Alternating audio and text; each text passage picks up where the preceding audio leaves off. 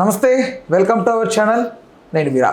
ఎన్నో సినిమాలకు క్యారెక్టర్ ఆర్టిస్ట్గా ది బెస్ట్ పర్ఫార్మెన్స్ అందించినటువంటి రాహుల్ రామకృష్ణ అర్జున్ రెడ్డి చిత్రం ద్వారా అందరికీ పరిచయమైన వ్యక్తి అయితే ఈయన సడన్గా ఈరోజు లైమ్లైట్లోకి రావడానికి గల కారణం ఏంటంటే తన సోషల్ మీడియా మాధ్యమాల ద్వారా కొన్ని అనుచిత వ్యాఖ్యలు అటు రాజకీయాలను దుమారం రేపేలా ఇటు ఎంతోమంది ఫ్రీడమ్ ఫైటర్స్ని అభిమానించే అభిమానుల మనసులు గాయపడేలాగా ఆయన కొన్ని రాతలు రాశారు. అయితే దీనికి రియాక్ట్ అయినటువంటి ఫ్యాన్స్ అందరూ కూడా ఆయన కొంచెం గట్టిగా అడగడం జరిగింది. అయితే దీనికి ఆయన తన సోషల్ మీడియానే పూర్తిగా డిజేబుల్ చేసి కూర్చున్నారు.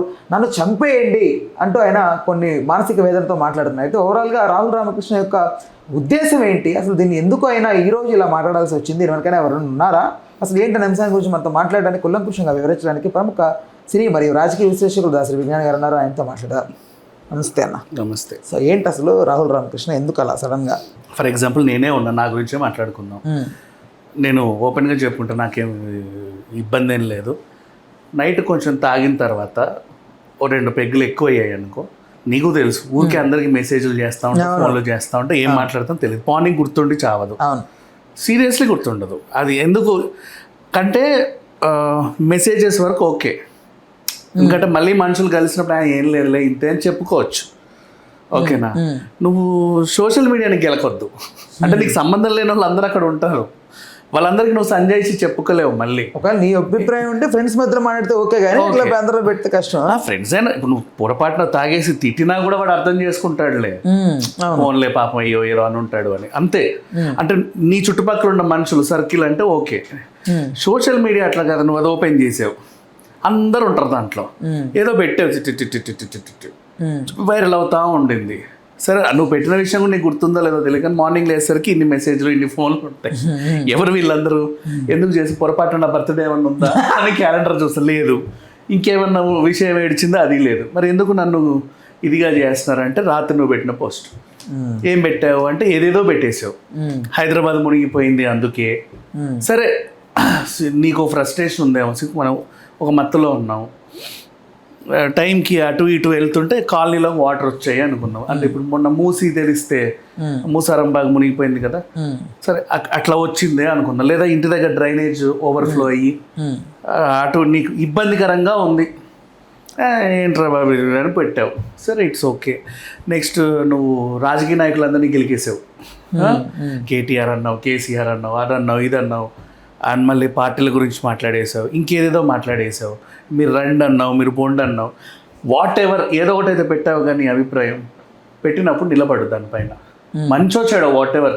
ఇప్పుడు అందుకే స్టార్టింగ్ ఏం చెప్పా, సిగ్గిడిచి చెప్పా, రాత్రి ఇంత తాగితే ఏది పడుతుంది వాగుతా అని. అవునా, స్టాండ్ తీసుకో, దానిపైన ఉండు. ఆ ధైర్యం లేకపోతే రాకు సోషల్ మీడియాకి. ఇప్పుడు ప్రకాష్ రాజ్ గారు ఉన్నారు, ధైర్యంగా ట్వీట్లు పెడతారు, మోడీ గారిని ఉద్దేశించి కూడా పెడతారు. అవునా, ఆ స్టాండ్ తీసుకుంటే అలాగే ఉంటుంది ఆ పోస్టు. నా అభిప్రాయం నేను చెప్పావు అంతే. ఆర్జీవి ట్వీట్లు పెడతాడు, ఆయన ఇష్టం, స్టాండ్ తీసుకుంటాడు, ఏం పెట్టినా కూడా దాని మీద స్టాండ్ తీసుకుంటాడు. నువ్వు పెట్టిన తర్వాత వెంటనే డిలీట్ చేసి అసలు అకౌంట్ అయితే తీసేసి, ఒకప్పుడు కూడా ఇలాగే అయింది, ఈ అబ్బాయిది అకౌంట్ హ్యాక్ అయిందని చెప్పాడు. అవునా, గతంలో కూడా ఒకసారి అయ్యింది. రాహుల్ రామకృష్ణ అప్పుడు పెద్ద హైప్ సిచ్యువేషన్ లేడు కాబట్టి పెద్ద లైమ్ ఈ విషయం పెద్ద తెలియదు. ఇంతకుముందు కూడా ఈ అలవాటు ఉంది, అప్పుడప్పుడు అకౌంట్ హ్యాక్ అయిందని చెప్పారు. ఇంకొంతమంది ఏంటంటే నిజంగానే హ్యాక్ అయ్యాయిలే. ఆ మధ్యలో ఫేస్బుక్లో నేను నీకు మెసేజ్ చేసి డబ్బులు అడుగుతా అర్జెంటుగా 5,000 ఇవ్వు అని, నేనే, నా మొహమే ఉంటుంది, నా పోస్ట్లో నాదే అకౌంట్ నాదే, మన ఇద్దరికి యాడ్ ఫ్రెండ్సే ఆల్రెడీ. నేను డబ్బులు అడుగుతా, కానీ నేను కాదు నిన్ను అడిగింది. అట్లా హ్యాక్ అయ్యాయి అకౌంట్లు.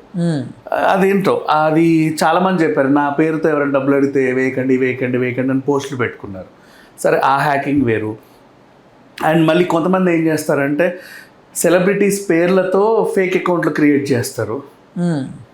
ఇప్పుడు నేనున్న ఫర్ ఎగ్జాంపుల్ చిరంజీవి పేరుతో పవన్ కళ్యాణ్ పేరుతో పెట్టా, ఫేక్ అకౌంట్ పెట్టి దానికి ఎంతో కొంచెం డబ్బులు ఇస్తే అది బ్లూ టిక్ ఇస్తుంది, ఇంకొంచెం డబ్బులు పెడితే ఈ సెలబ్రిటీ స్టేటస్ ఇస్తుంది, ఆ ఫాలోవర్లు కూడా ఇస్తుంది, 1,00,000 ఫాలోవర్లు ఇస్తుంది, 10,000 20,000 ఖర్చు పెట్టాలి. పెట్టాం, ఓ నిజంగానే ఉన్నారు కాబట్టి ఒరిజినల్ అకౌంట్ అనుకుంటారు.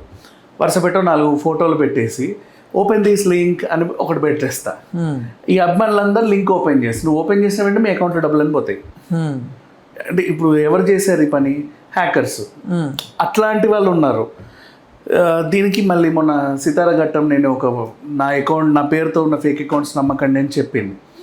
వాళ్ళది వేరే తంతు. ఇప్పుడు ఈయన రాహుల్ రామకృష్ణది ఏంటి? నీ అకౌంట్ హ్యాక్ అవ్వాల, నువ్వే ఒక పోస్ట్ పెట్టావు, పెట్టిన వెంటనే నీ అకౌంట్ డిలీటెడ్, పోస్ట్ డిలీటెడ్, అన్నీ పోయాయి. మరి అయితే తీసావు కదా, ఎందుకు పెట్టాల్సి వచ్చింది, ఎందుకు తీయాల్సి వచ్చింది అంటే నేను అందుకే అన్న తాగుడు ఎగ్జాంపుల్ చెప్పా. సరే ఫోన్లేండి, అంటే కావాలని ఎవరు ఎప్పుడు ఏమీ చేయరు, కొంచెం ఏదైనా మత్తులో ఉంటే అది తప్పని కూడా అన్ను, ఎవరి అలవాట్లు వాళ్ళవి ఉన్నప్పుడు నీ పర్సనల్ ఫ్రెండ్స్ నువ్వు గెలుక్కుంటే ఎప్పుడైనా సరే నువ్వు సంజయ్షి చెప్పుకోవచ్చు. నువ్వు ఫేస్బుక్, ఇన్స్టా, ఇంకా ట్విట్టర్ వీటిని గెలికావనుకో నువ్వు నీ జన్మలో సంజయ్షి చెప్పుకోలేవు. అవి పోతానే ఉంటాయి ఎక్కడెక్కడెక్కడికో. మళ్ళీ ఈజీగా ట్యాగులు చేస్తూ ఉంటారు. ఒకసారి ట్యాగ్ చేసావంటే వాళ్ళకి వచ్చేస్తాయి. నువ్వు డిలీట్ చేసినా నేనైతే చూసా కదా, స్క్రీన్ షాట్లు వెంటనే తీసుకుంటారు మిగతా వాళ్ళు, వీడు ఎప్పుడు తీసేస్తాడు అని. అది వైరల్ అయిపోతూ ఉంటుంది. ఇప్పుడు అంత దాడి చేసా నన్ను చంపేయండి అంటే దాని అర్థం ఏంటి ఇంకా?